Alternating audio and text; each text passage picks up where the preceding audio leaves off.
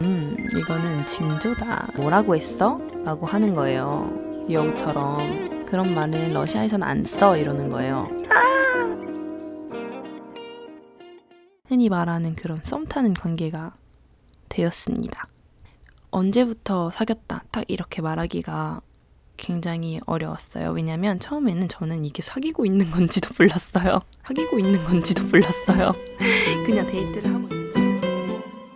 그냥 데이트를 하고 있다 이렇게 생각을 했는데 이 사이가 굉장히 애매한 거예요.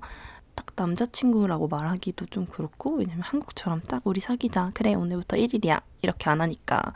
근데 또 그렇게 안 한다는 얘기를 저도 들어서 아니까 얘한테 뭐 너한테 나는 뭐야? 막 이렇게 물어보기도 좀 그렇고, 또 게다가 제가 한국으로 한 학기 교환학생을 마치고 한국으로 돌아갈지 말지도 안 정한 상황이었어요. 근데 그런 상황에서 걔한테 넌 나한테 뭐야? 난 너한테 뭐야? 라고 물어보기도 좀 미안하잖아요. 사실 우리 관계가 어떻게까지 보장될지도 모르고 아직 만난 지 뭐 한두 달밖에 안 된 사이인데 좀 물어보기도 좀 그래서 좀 눈치를 보고 있었어요. 그러던 어느 날 보바가 제 사진을 올리겠다는 거예요. 인스타에 허락을 받는 거예요. 저한테 너 사진 올려도 될까? 그래서 그냥 뭐 올려라 했는데 이렇게 까만 색깔 하트를 달아서 올리더라고요. 그래서 이거는 징조다. 이걸 이렇게 하트를 달아서 인스타에 올린다는 거는 조금 이제 진지한 징조다 이렇게 생각을 해서 나도 올려도 돼? 이러고 저도 막 올렸어요. 그래서 막 좀 신나게 했는데 친구들한테 막 카톡이 오는 거예요. 갑자기 제 인스타에 이렇게 외국 남정네가 올라오니까 막 난리가 나서 오는데, 저희 학과 후배들이 이제 제 사진을 보고 저한테는 못 물어보고 제 친구한테 막 혜린 언니 남자친구분이냐 이렇게 물어봤다는 거예요. 그래서 제가 이거를 또 기회 삼아 제 남자친구를 떠봤어요. 남자친구, 그때는 그 친구죠. 그냥 그 친구를 떠봤어요. 내 친구들이 나한테는 차마 못 물어보고 그 사진 보고 내 친구들한테 물어보고 있대. 너 내 남자친구냐는데? 이렇게 물어봤어요. 그러면 여기서 우리가 기대하는 대답은 너 남자친구 맞잖아. 남자친구라고 해. 라고 하면 이제부터 이렇게 연인 관계가 되는 거잖아요. 근데 얘는 거기서 그래서 넌 뭐라고 했어? 라고 하는 거예요. 여우처럼. 지도 한번 떠보는 거죠. 뭐 제 생각엔 그래요. 그래서 저도 나는 뭐라고 해야 될지 몰라서 아직 대답 안 했어. 이렇게 말했는데 걔가 아무도 나한테 그런 거 안 물어보네 라고 말하는 거예요. 그런 건 중요하지 않다고. 너한테 누가 물어보는지 나는 그런 건 중요하지 않아, 보바야. 어쨌든 그래서 제가 그냥 답답해서 그냥 그렇게 말했어요. 너를 내 남자친구라고 해도 될지 모르겠어. 근데 걔가 나는 남자친구라는 말이 너무 어색해. 그런 말은 러시아에서는 안 써. 이러는 거예요. 어쩌라는 거야, 나한테 지금. 그때 당시에 제가 느끼기엔 우리는 그런 말 안 써. 나는 그런 말 안 할 거야. 이렇게 느껴지는 거예요. 너무 짜증이 나서 그냥 나는 우리가 릴레이션십 안에 있는지 모르겠어. 우리가 사귀고 있는지 모르겠어. 라고 보냈어요. 근데 걔가 마침 뭔가를 쓰고 있었던 거예요. 걔가 보낸 게 먼저 도착을 했어요. 근데 뭐라고 왔냐면 러시아에서는 너랑 나 관계를 스페셜 릴레이션십이라고 해. 근데 제가 보내려던 건 너랑 나랑 사귀고 있는 건지 모르겠어. 너랑 나랑 릴레이션십에 있는지 모르겠어. 근데 이게 이렇게 교차가 되면서 갑자기 맥락이 확 바뀌어버린 거예요. 걔가 우리는 스페셜 관계 안에 있지 이랬는데 저는 너랑 나랑 스페셜 관계에 있는 건지 모르겠어. 이렇게 된 거예요. 너무 상황이 엇갈려 버렸죠. 근데 그 당시에 저는 이제 조금 이미 삔또가 나가서 이걸 설명하기 싫은 거예요. 귀찮은 거예요. 그래서 그냥 그렇게 넘어가게 됐어요. 그냥 부정하지 않고 릴레이션십 아닌 걸로 그냥 넘어가게 됐습니다. 그러고 나서도 몇 번의 기회가 좀 있었어요. 예를 들어 길거리에 맛있는 걸 먹으러 갔는데 거기 판매하시는 아주머니가 저를 알아요. 저희 집 앞이어서. 근데 그 남자친구를 처음 보고서는 타슈니더 남펑유마 남자친구니? 이렇게 물어보는 거예요. 근데 저는 거기서 제가 남자친구예요 하기가 좀 그런 거예요. 또 아직도 확실하지가 않아서 정말 그래서 근데 보바가 이제 못 듣고 아줌마 뭘 하셔? 라고 했는데 제가 너 내 남자친구니? 이렇게 말했더니 걔가 뚜에 사실 워던위 펑요 이렇게 얘 여자친구 맞아요 이렇게 말을 한 거예요. 근데 이것도 뭔가 너 내 남자친구니? 이래서 나 너 남자친구야 이렇게 엎드려 절받은 기분이 들어서 또 싫은 거예요.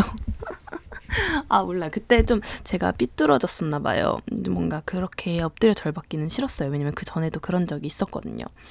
그래서 에휴 그냥 모르겠다 이러고 있었는데 어느 날 제가 또 인스타에 사진 올리고 싶어서 보봐 나 이 사진 우리 둘이 찍은 사진 올려도 될까? 이랬는데 걔가 우리 사귄 뒤로는 나한테 허락 받지 말고 너가 올리고 싶은 거 뭐든 올려도 돼 라고 하는 거예요.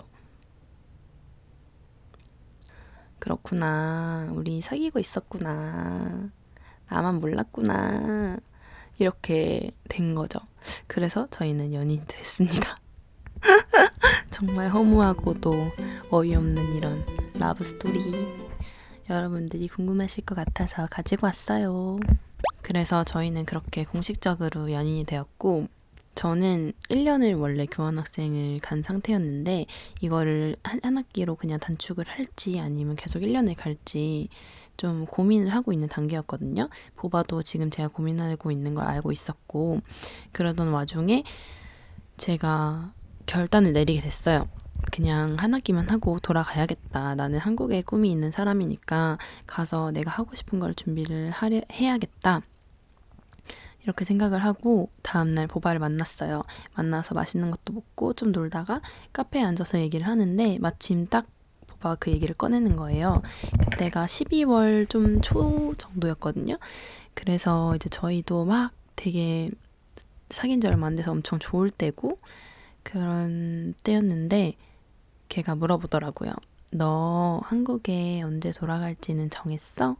물어보는데 제가 딱 거기서 좀 이렇게 좀 숙연해지면서 사실 나 어제 친구랑 통화하면서 정했어. 나 한 학기만 하고 한국에 돌아갈 거야 라고 말을 했어요.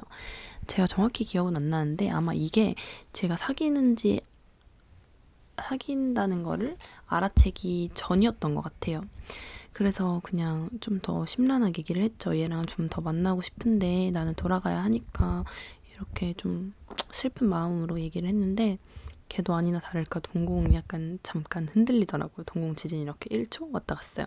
그러더니 그렇게 결정했구나.